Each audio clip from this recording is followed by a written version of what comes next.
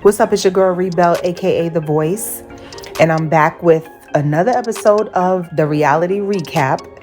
This is where I talk about different reality shows that I watch, and this episode is season 3, episode 3 of Love and Marriage DC.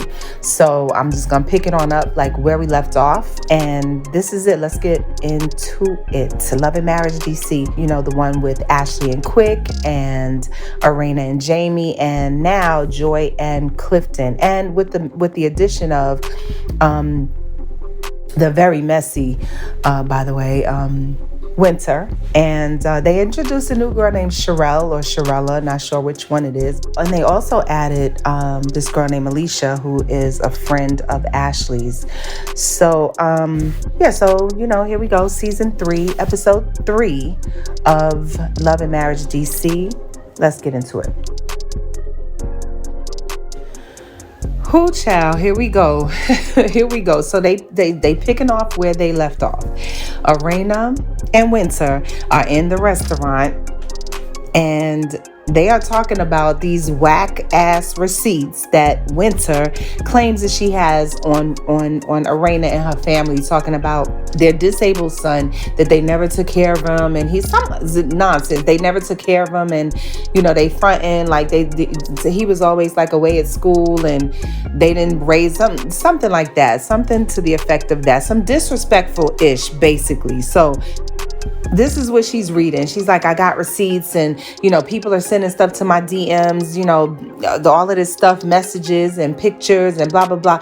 So she's telling Erana this stuff, and Erana is saying what I'm saying. Like I said this in my last video, when at the end, because you know, they started this disagreement on the last episode 2. So I said in the last thing, why in the world would you sit in front of this lady, read her some ish that somebody sent you about her disabled son?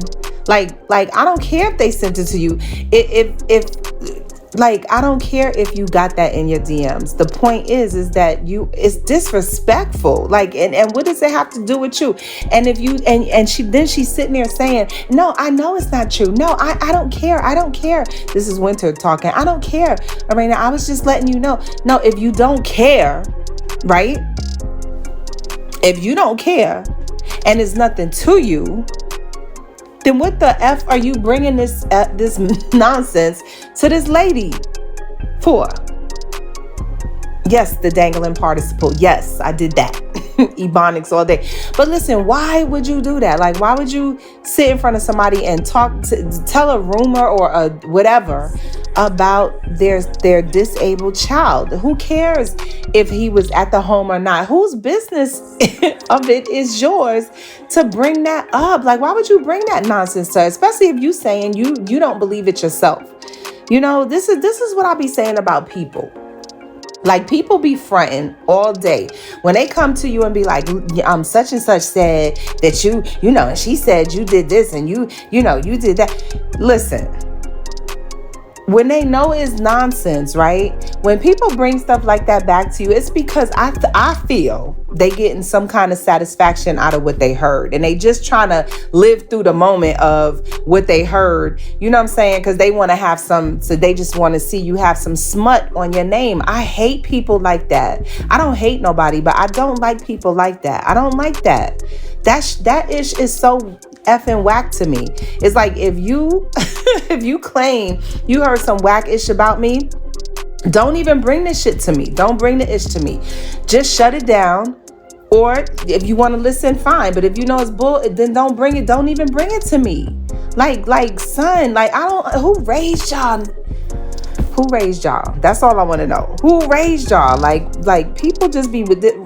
You are so whack for this. You are so effing whack for that. Okay, dead ass. And Erana told you. She said everything you pulled up is some bullish, and I totally 1000% agree. That was some bull. That was ridiculous. Like, I'd have been like it was just straight up ridiculous. Okay. And then something else very key that I saw. If you listen to the situation, listen to the conversation. Winter says on several occasions, she says it more than once, check your circle because, I'm getting these DMs. Check your circle. Yeah, because you need to check your circle. And I'm like, how you know the DMs came from so is she saying the DMs came from her circle? Is from Erana's circle? Is that the underlying thing that she's trying to say? That somebody in Lorena's circle is telling their business? You know what I'm saying? Like, why is she so? If you look at her face when Erana says, it's not coming from my circle. Look at Winter's face when she says that. Watch Winter's face when she says that. It's very telling. Okay? It's telling because it's like she makes a face like to say, oh, yes, it is your damn circle. Right? If Winter heard this from Erana's circle, and she knows it's not true, then I think it was a better way to do it. If that was me, if Erana was my friend or whatever, I don't know what their relationship is, but if they were cool and cordial or whatever, I would say, Erana, somebody sent me some nonsense to my DM. I'm not even going to tell you what it is, but I think it's very close and personal stuff. So I don't know if do you have nannies or do you have are you hiring outside people? Because it seems to be kind of personal, but I'm not, I know it's some nonsense, so whatever, but just, maybe something like that. That's more genuine than, girl, I got some receipts about your family. Receipts about my family? Like, you crossing girl, don't do that. I will not, girl, don't do that. Don't play with, stop playing. See, in 2023, people need to stop playing with people's families, okay? Not just husband and wife.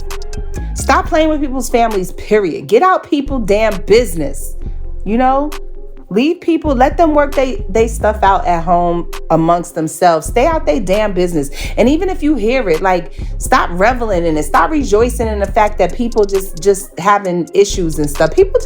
People be so damn miserable. They love hearing other people do bad. They just love it. And when you love that somebody is doing bad, when you love hearing that, then okay. It's okay. You already know what I'm gonna say. It ain't right. Something ain't right with you. If you want to see other people have drama and fail and all that stuff, that tells me a lot about you and your situation. You might want to do some work on that and try to heal and move out of that, because that's real messed up thinking. It's a real terrible, negative, ridiculous mindset. Okay, so I'm gonna move on, but I just that scene, this segment was just annoying to me. And Erana, I love how she handled herself, and that whole thing about the mute thing and Winter saying, because you was gonna beat me up. All she said was, if you called her mute and she said, let me see you in the streets and I'll show you how mute I am. Mute means you don't talk. You can't talk. You don't say nothing. You ain't got nothing to say. You just quiet, right? If she says, I'll show you how mute I am, she's telling you, I'm gonna give you some lip action when I see you. I'm gonna give you the mouth. Okay? I'm gonna give you the mouth. Let me pause. I'm gonna speak on it. Put it like that. I'm going to speak on it. When she says that, it means to me, I got words for you when I see you. Here's Winter with her messiness, stretching it out. Oh, you said you was going to beat me up. Common sense, Winter, and I know you smart enough to know when somebody says mute, the context of that text was mute. I just cannot see Erana. Even if she, I don't know her personally. I don't know, if she hood or whatever, but, I just don't see her as the kind of person to walk up on somebody and just snatch them, by the hair and just start dragging them. She just don't like, I can tell she she can defend herself, obviously, verbally, and that's all you need. I'm not with that physical stuff. That especially this age group is ridiculous. You got to learn how to speak. So I love how she handled herself in that moment. Winter, you're whack for coming to her with this nonsense, and I agree. Erana is some bull. It's some BS for real, straight up. So anyway, moving on. Let's see what else is going on in this episode. Let's move on. So this scene with Ashley and her mother. it was hard to watch. You know what I'm saying? For me, I hate to see mother-daughter conflict. Um, I just hate to see it. I don't like to see that. Um, Listen,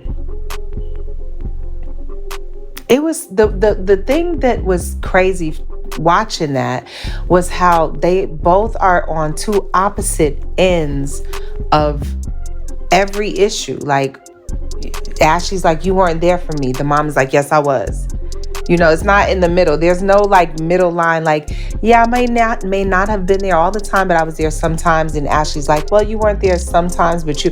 It's just she's like, you weren't there. Ashley says this, and her mom is like, yes, I was. I was there. I took care of you. Ashley's like, you did not take care of me. I was 16 years old, like fending for myself. The mom is like, no, that wasn't the case. I was taking care of you. Now, in that sense, I think Ashley meant in terms of the physical presence of her mother being in the house, taking care of her, being there for her. I think that's what Ashley was referring to. But I think the mother was referring to, I took care of you because you had a roof over your head. I was paying those bills over there. I was over there, but I was still paying, you weren't homeless. You still had stuff. You still, had a crib and all that stuff. I think that's where the mother is coming from.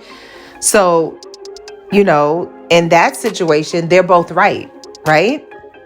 But that's where the miscommunication comes in. You know what I'm saying? It's like semantics at this point. It's like you have to really, really try, specify to the nickel what really happened, And then, Ashley has a perception of what happened to her. The mom has a perception of what role she played in it. And they're both valid, because perception is reality. However you receive something, even if somebody else doesn't, receive it that way, it doesn't make your reception of that thing not valid. You know what I'm saying? It's still valid. You know what I'm saying? Whether somebody else can feel it or not. If that's how you felt, then that's what, it's valid. Your feelings are always valid. And it's just crazy listening to them, and they both have complete opposite, not like mixed in the middle, complete opposite, stories or versions of, what went down. So, that was hard to watch for me, as somebody who doesn't, who lost her mom. And, again, I just don't like to see mother-daughter conflict. I feel bad for Ashley when she said, and I'm 16, 17 years old. That's why I don't like to ask for help right now. Cause, when I was, she's just gotten so used to fending for herself and being there for herself and all that stuff. So I understand where she's coming from with that, because that's that kind of thing. If you feel abandoned and you have to kind of like, and you're like treading water to survive, right? That can cause you to act like the things that you do are like trauma responses. They're not really responses. So not asking for help as a result of that, that's a response. But if you dig deeper, you'll see it's a trauma response. You know what I'm saying? Because it's not like you should feel comfortable asking everybody for stuff, but it's like, I think it's a natural thing for people to, to feel like you come together and there's always people around you that love and care about you. So it's okay to do that. But when you're not used to that, you can't abide by those kind of laws and rules, right? So I totally understand what Ashley is saying. And I just hope that her and her mom go to counseling one day. I think if they go to therapy and just, there could be somebody who could help them kind of meet in the middle, but I am glad though that Ashley did say, and this is very important, when you feel a certain way and you feel like somebody has hurt you in a really bad way, and then they can't even see what they did. They can't even see it. Even when you telling them, listen, you're doing this and I don't like it. It's hurting me, whatever. Or you did this and it hurt me. Their perspective of that behavior might be normal, right? And maybe they didn't really mean to hurt you. Maybe that's just, everybody. Listen, what I have learned is that everybody does things according to, their vision of life, how they were raised, how they were brought up, all those things build the kind of person, that you are and the decisions that you make in life. So if you were raised a certain way and you've seen certain things and had to go through certain things, and then there's a person over here that was completely maybe opposite, didn't see certain things, or was raised in the opposite of what you were, they're going to see things a certain way and live their life a certain way. You're going to, do things and live your life a certain way. Your values are going to be different, right? When people have different values, that's when this kind of stuff happens and gets crazy. But I just love how Ashley said, I've forgiven. I have to move on. I'm not going to get the acknowledgement, of my feelings that I want, because even when she was saying it, the mom did apologize and I commend her for that. But I don't think that she was like, in tune with what Ashley was saying. I think she was kind of dismissive of the idea that, Ashley was saying, I felt even if you feel like even if the mom didn't abandon her, quote unquote, if she was like living, wherever down the street, couple of counties over, and still paying the bills, in her mom's eyes, she's doing the right thing. She's still holding down the situation. Her kids are still taken care of, whatever. But if Ashley is saying that made her feel abandoned and that hurt and those things, as the adult, I would think that, and especially because it has been so long, the mom still doesn't see it that way. And sometimes that's what it is, sometimes because of the way that, the mom is raised, and like Ashley said, it might just be her own guilt, not wanting to admit it. I don't know them. I'm not sure. I'm just going by what I'm looking at on TV. But regardless of that, I love how Ashley said, I have to move on. I'm going to forgive and just put it behind me. And, I'm not going to get the acknowledgement for how I felt in the situation, because the mom is not really validating those feelings. She's apologizing. But like Ashley said, what are you apologizing for? Are you apologizing for the things that hurt me? Or are you just blanketly saying, I'm sorry, just to move it past, move past this whole thing. So Ashley decides, like, you know what, I'm never going to get that acknowledgement for the way I felt about how that whole thing went down. So guess what? I'm going to just move on. Now, I love that she said that. I love that, because you have to do that. Sometimes, people will hurt you to the core, and you won't get an apology. You won't get acknowledgement for anything. And you have to just say, I forgive you, to the person from afar, because they're not mature enough, or they're not seeing it, or whatever, however it goes, you know that it's not good. It ain't going to work out if y'all try to get together to try to hash it out, because their mind is not open to, they're just still stuck on their version of what happened. They're not even open to the emotions that you had to go through the situation, right? They're still just one-sided. So when that happens, you just have to say, and Ashley did this, I forgive you, I move on. I forgive you, I move on. That's the best. You ain't gonna get no apology, but you just forgive them from a distance and move on with your life. You know what I'm saying? That's the best thing you could do for yourself. When somebody hurts you, who will not stand up and say, you know what, even if I don't think I'm wrong, I'm sorry for doing what I did, because it hurt your feelings, and I do love you, and I got mad love for you. As a friend, as a relative, as a spouse, as anything, a sibling, it doesn't matter. If you're telling me that what I did hurt you, then you know what? My bad. I am so sorry. Your feelings matter, and my fault.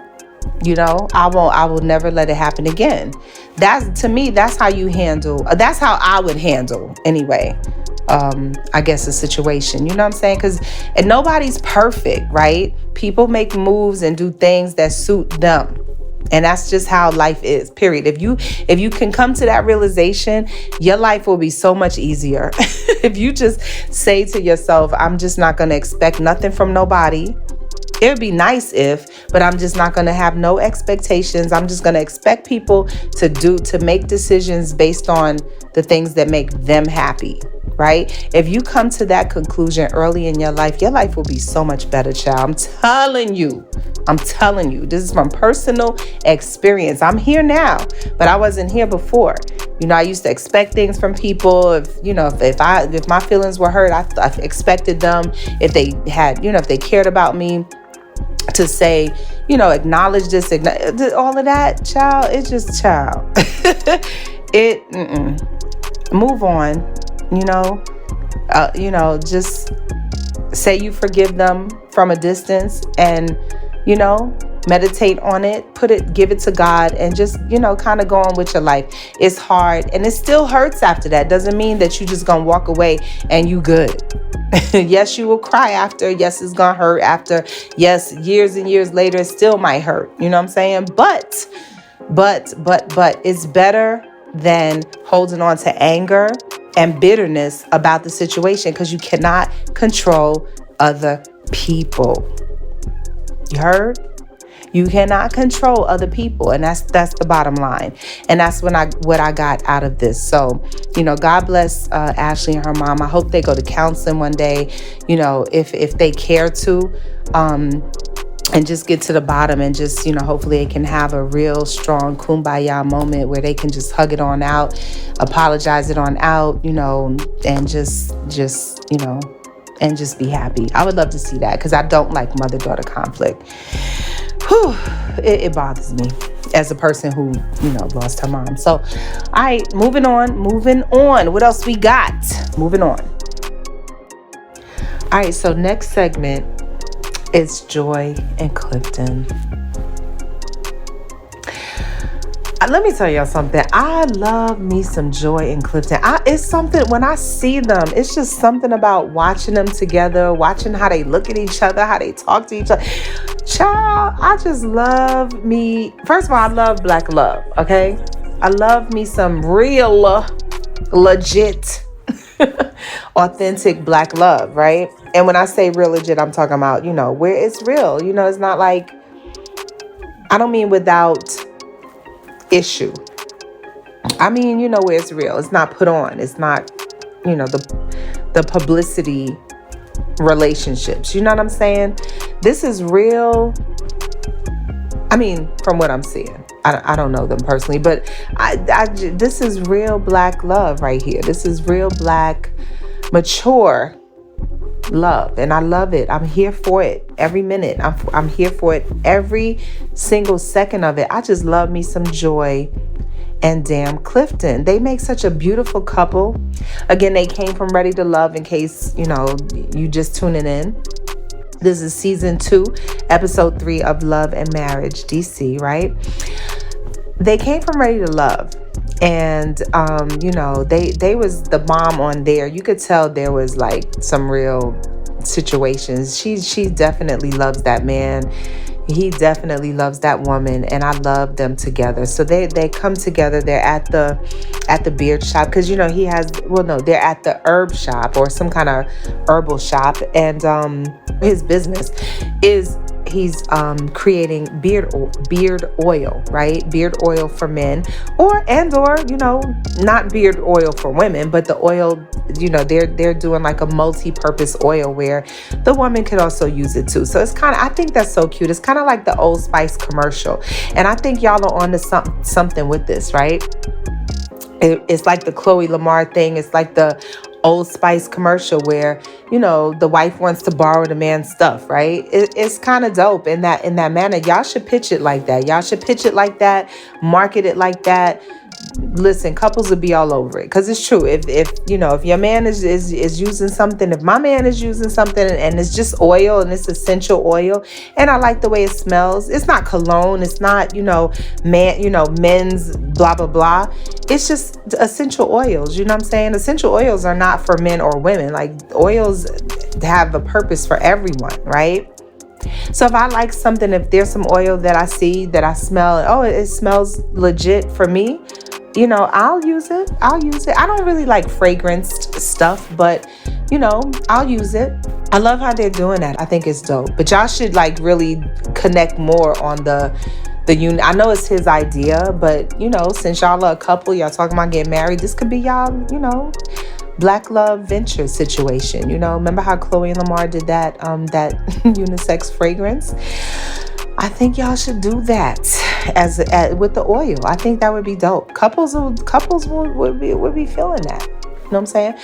And yeah, so they're in there, they're talking about getting married, and Joy is like, she's on one side where she's like, you know what? I really don't care about the whole big ceremony thing, the whole ceremony thing. I don't really care about that. And Clifton says, which I thought was so damn beautiful, he said, yeah, but I did want to see you in a white dress. I want to see you walk down that aisle in a white dress. Child, when he said that, I almost fell out. Joy, he's such a good dude. He's such a good dude. And vice versa. See, this is what I'm saying. They belong together. They deserve each other. There's nothing like I hate to see a good dude with a whack chick that, she don't, she over there all over the place. But she, you know what I'm saying? These two deserve each other. They're both good, just good people. You could tell they're good people from the core, in the soul and stuff.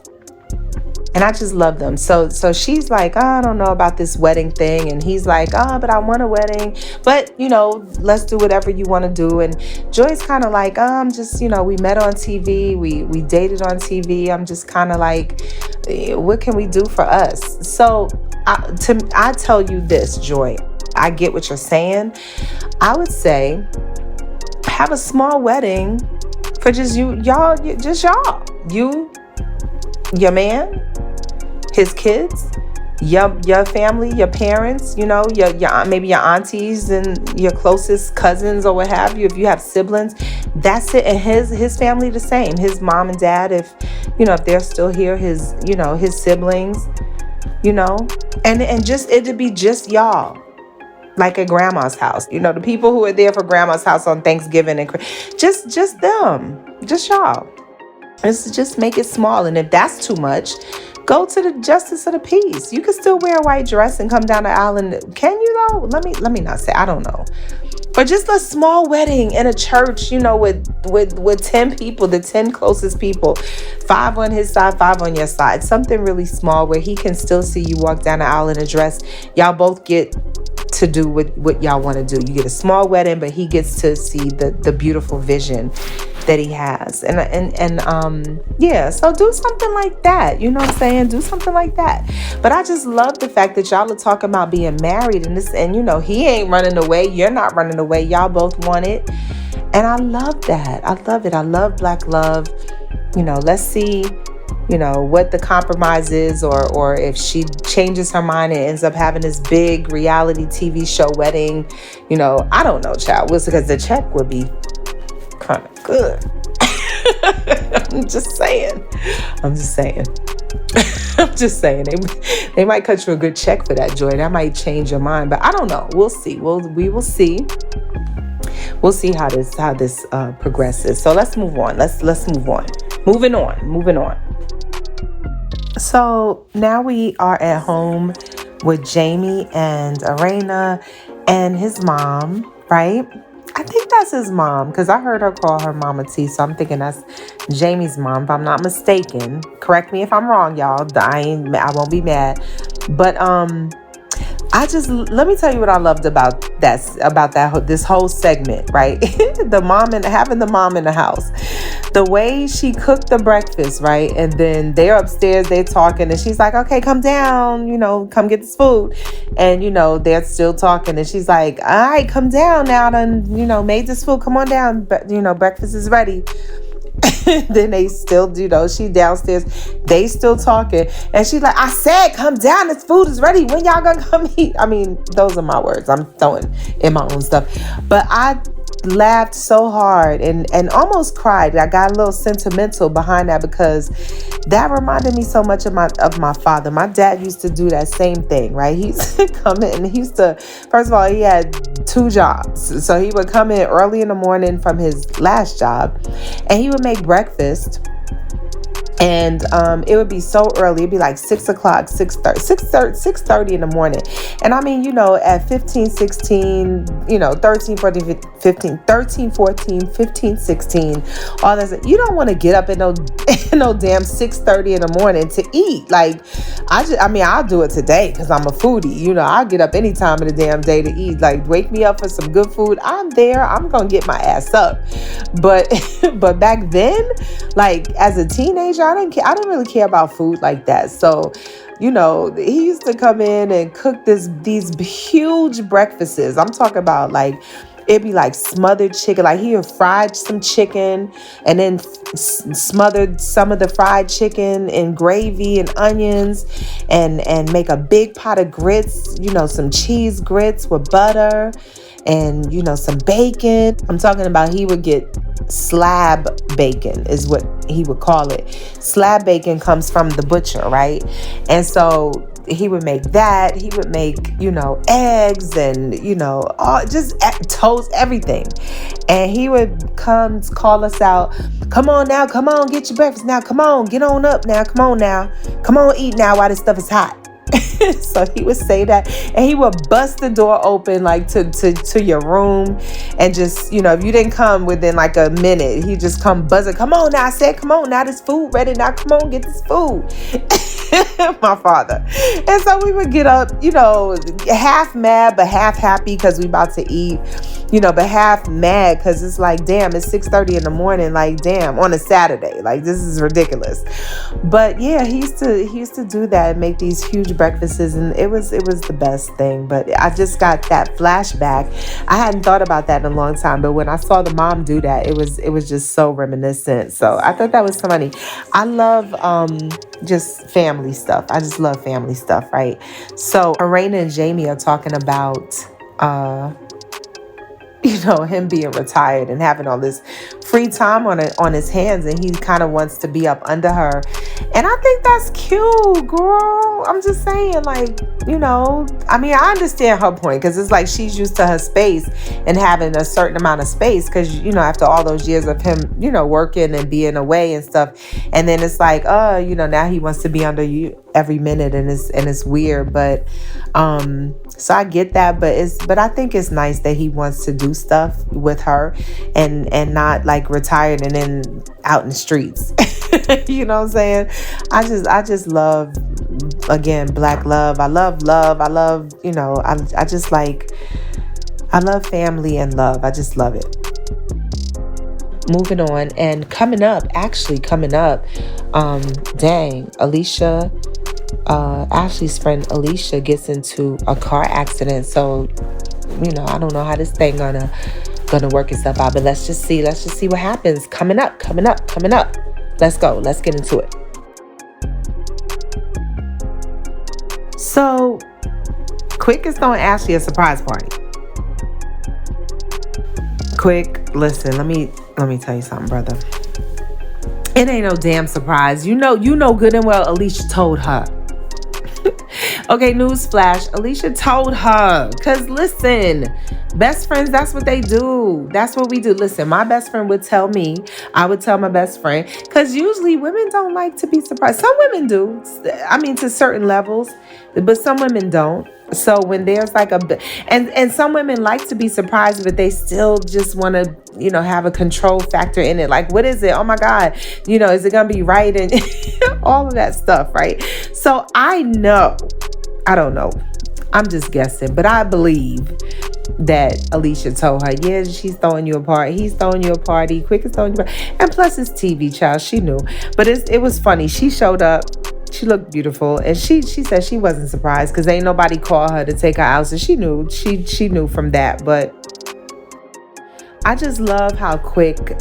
I just love how he, was so happy to be, throwing that party for her and celebrating her birthday and everything. All these good things that are happening in her life. Like he was just like so excited, and I love to see that because, again, I love Ashley and Quick.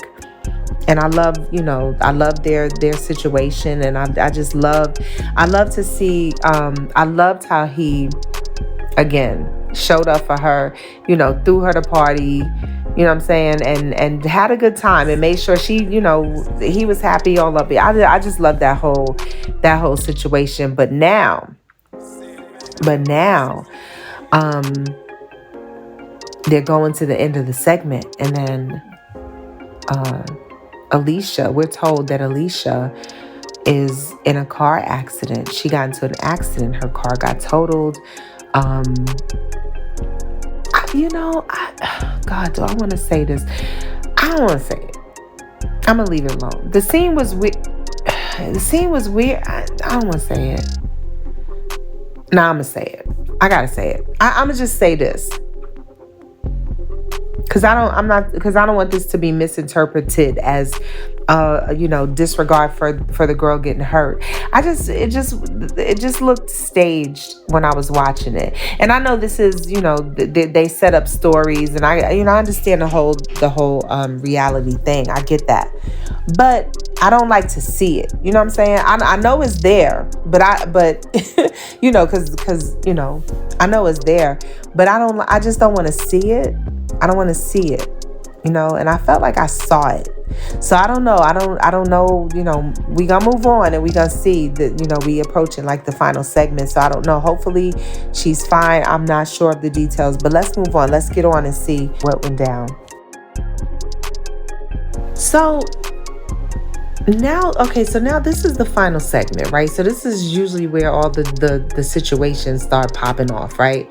So now they at Ashley's birthday party, and Sherelle is talking about why. Okay, they bring up the fact that. Okay, let me say this. Sherelle and her husband, the producer dude, they're all at the table, right? And Sherelle's trying to understand why Joy blocked her on social media, because she said she went to go to her page to see who she was, because Ashley had did a live with her, and so she was just curious to see who she was, but she was blocked, and she don't understand that. I'm talking about Sherelle. And then the husband, Alfred, the producer dude, he goes, yeah, I'm blocked too. I don't understand, like, what happened. And so they're like, well, why is she blocking y'all? What's the situation? The producer dude was saying something about Joy and his ex being, friends. And then, he starts dating this new girl, Sherelle, and then they all of a sudden don't like each other. It was just kind of, it just doesn't make sense. There's no real concrete reason why, from his perspective, why they don't like each other. Joy kind of laid it out like, it was our music, and then he just walked away and took everything, and she was definitive about what happened, right? But his version is kind of, it's weird. It's like kind of all over the place, kind of not even all over the place. It's just very vague, and it doesn't make sense. But the girl Sherelle seems a little upset. She's like, why am I blocked? What am I blocked for? What's she blocking me for? She a little, you could tell she got a little situation going behind all of that. And so now Erana's like, we got to get to the bottom of this. I'm going to just, obviously I'm going to have to talk to Joy and see why she blocked y'all, what the real story is, because I don't get it. And I agree. Erana, I don't get it either. I'm just, so far, we only know Joy's side. I don't get his side. And then the conversation gets real serious, because then Erana says that her son, little Jamie, told her that he was feeling that he wasn't worthy to be here, like be on this earth. All right, there's that. We talked about that in the last episode. Listen, this is so serious. Jamie, the dad, was still, what his reaction to Erana saying that is, he's just being a bum.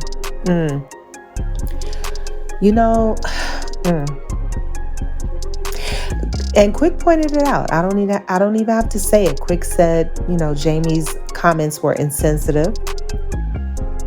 And I agree. It's insensitive. I feel like, I don't know. I mean, but again, I'm not, you can't judge people because, like, again, everybody does things based on their own worldview, based on how they were brought up, based on how things affected them growing up. So maybe Jamie was brought up, with tough love, and that's the way he parents, that could be the reason why he parents that way. But I feel like that's if that's the case, it's just sad because I think it is insensitive. And I don't care if he's been saying it. Jamie's like, he been saying that for 8 years. He's been saying that since he was like 16 or something like that, 18 or something. But that's not the point. The point is he's saying it, right?